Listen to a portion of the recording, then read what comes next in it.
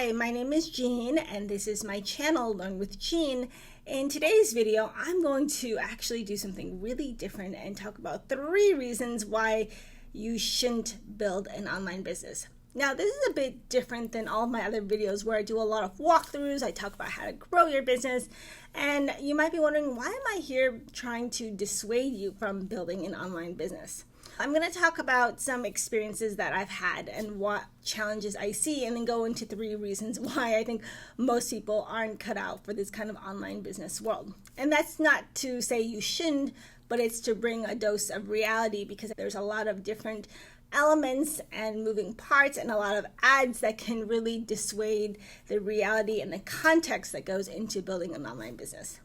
I started my journey back in 2016, and I wasn't really sure I was going to go full in on building an online business, and so I was doing something else on the side while exploring some other possible career paths. And so before I really fully committed to being an online, before I fully committed to being an entrepreneur, I was really just half in and half out. And so most people will start exploring this as a side hustle while they're working full time so that they can build up their reserves and build up savings and kind of dabble in this before they're ready to leave and quit their full-time job. The reality of building a side hustle like this as an online business while you're working full-time can be extremely difficult. If you think about it, even if you're working from home and you have the flexibility to multitask, it's still extremely difficult because you're trying to navigate and switch between different brains, between your work brain and then your side hustle brain. And your work brain already takes up so much energy out of you, not just 8 hours a day, but even when you're not working and when you're sleeping, you're getting ready.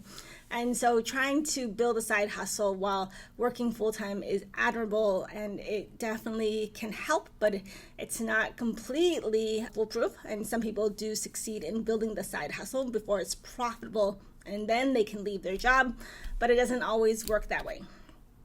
So my first reason why you shouldn't build a my first reason as to why you shouldn't go full-time in building an online business is, 1, it is extremely variable what your return on investment may be.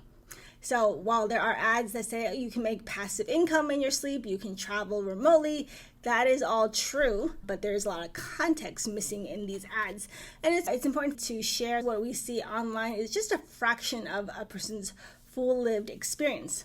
And someone may be able to work remotely and travel and build this side hustle and work from different places, but there's a lot of moving parts in terms of hiring virtual assistants, hiring mentors or coaches if you do choose to, and or hiring service providers to help you with Facebook ads or Instagram ads or with the proper way to scale your businesses. So there's a lot of context that's missing from these ads where you see people making money in their sleep. It does take time to build.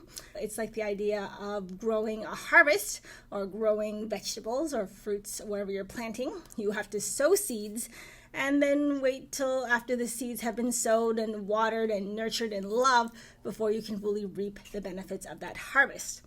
And so I will tell you, as someone who has been in this space, it does take time. There is no overnight success.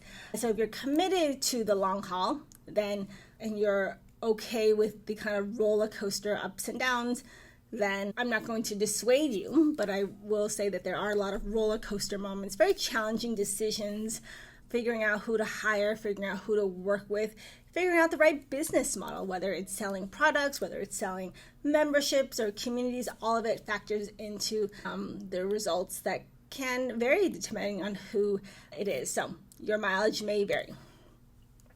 The second reason that I want to talk about why you shouldn't build an online business is, 1, goes back to the first point of your mileage may vary, is that the time to success is different for each person. Now, some people get there faster and some people get there in more time than others. So sometimes you see a lot of people say, I made $1 million in my business, and that's great. We are very happy.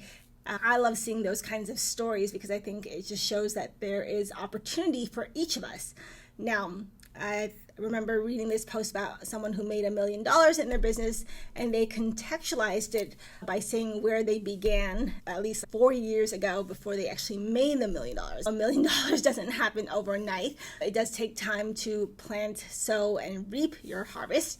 And so if you're willing to put in what I call the sweat equity, lots of sweat, tears, and labor into your business for that $1 million payoff later on, then you may still want to pursue this online business. Then the last reason why I'm going to dissuade most of us from pursuing an online business is, one, you have to commit to making an investment in your business. If you want to grow, there's just no way you can do it unless you invest in the right people. And that is speaking from me. That is me speaking from experience of working with a lot of mindset coaches. I've worked with sales coaches or business coaches, and the lesson I learned still is that it does help to have coaches. It does help to have a mentor, because the main thing is when we're working in our business, we're always in our own head. And when we're really in our own head, we're really married to what's happening in our business, and we can't really distance ourselves outside of the business. And so that's where we need that outside perspective to mirror back what is happening in our life, what is happening in our business, to show us where we need to go and what we need to do to get there. And that's the biggest challenge most people have. It's something that I struggled with for at least a year before I was ready to work with a mindset coach. I was committed to doing this on my own. I didn't want to get help. I told myself, I don't need help. I can do this. Or I can lean on friends, business coaches that are free, or different resources that are more affordable than paying for a mindset coach or a sales coach. There are tons of free resources out there, but the main issue is your time. How much time are you going to be able to get from someone out there that is free? Are they going to work with you one-on-one for an hour every week or a couple times a week? Because sometimes you may need more help than other weeks. And so that's the main thing I want to hone in, is that while you can leverage a lot of free resources for coaching and mentorship through a lot of small business resources, the best coach is one that is available and accessible to you all the time, instead of just at specific times in which they're available. Because if you think about the people who are volunteering their time with these small business resource centers are very busy themselves as well. They also have lives, they're working on their business, or maybe they're working on something else, and so they can't always make time to support you and to help you in your business. They'll do their best because they're volunteering their time and they want to see you succeed, but ultimately they are busy themselves. And so you have to think about, is waiting on others helpful and feasible, or can you do better by finding another coach online who is more available and more accessible to you frequently rather than on occasion? And so if you're not committed to taking a leap of faith in your business and making investments in coaches, and you're afraid and you're not willing to go outside the box and take that kind of risk, then this space may not be for you, because it's very risky. I've been through so many challenges with money mindset. Am I investing in the right coach or not? And ultimately, if you have any kind of belief system, then you may think about turning your fears and frustrations over to that higher power in a spiritual way, and having trust in the journey versus fearing and being afraid to take that leap of faith. I say that if you're afraid to take that first leap of faith, you're afraid to part with your money, you're afraid to invest, then this is probably not the right space, because it requires a lot of investments over time.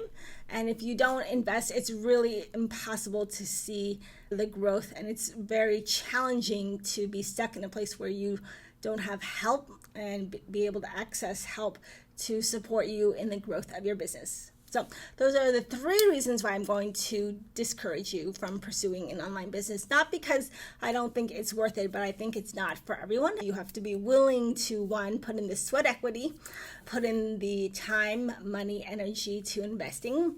And 3, you have to be fully committed, because it's a lot of work.